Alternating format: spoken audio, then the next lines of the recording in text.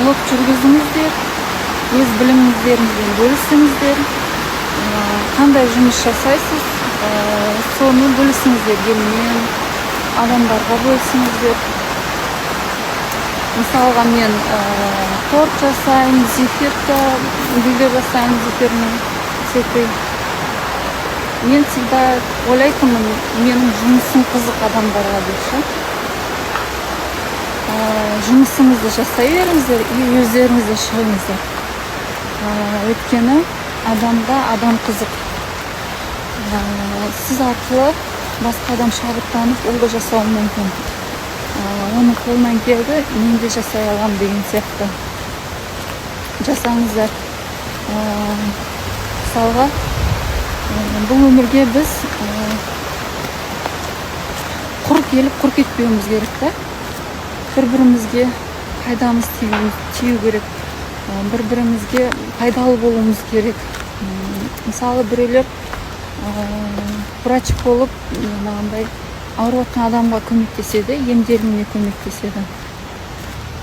Біреуі шаш қиып, шаштарда жұмыс жасайды, шашын кесіп, әдемі жасап береді, солай көмектеседі.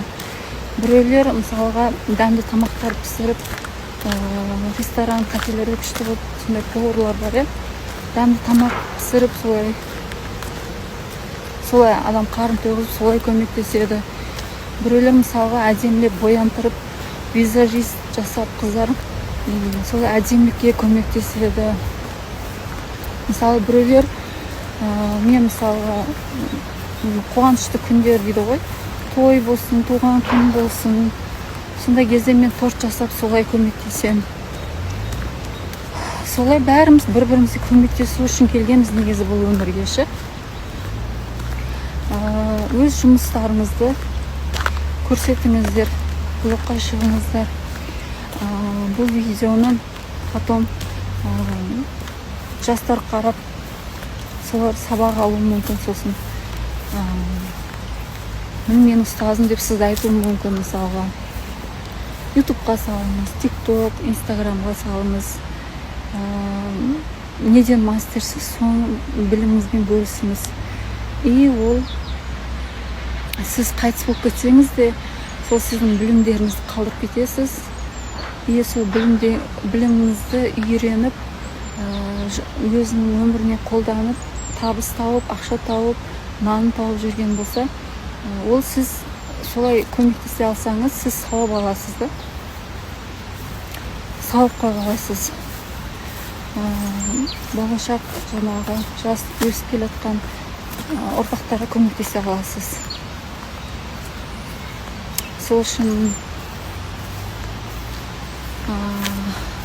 ұялмаңыздар. Бастапқыда ұялу болуы мүмкін, бірақ соны жеңуіңіз керек. Бір-екі видео салып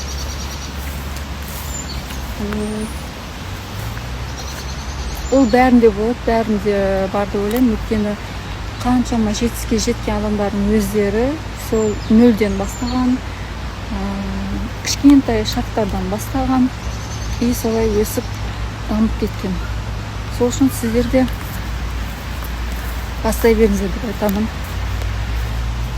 Давайте блогқа шығыңыздар, камераның артында емес, камераның алдына шығыңыздар, істеп жатқан жұмыстарыңызды көрсетіңіздер, бөлісіңіздер, бай болыңыздар, бақуатты болыңыздар, күндеріңіз сау болсын.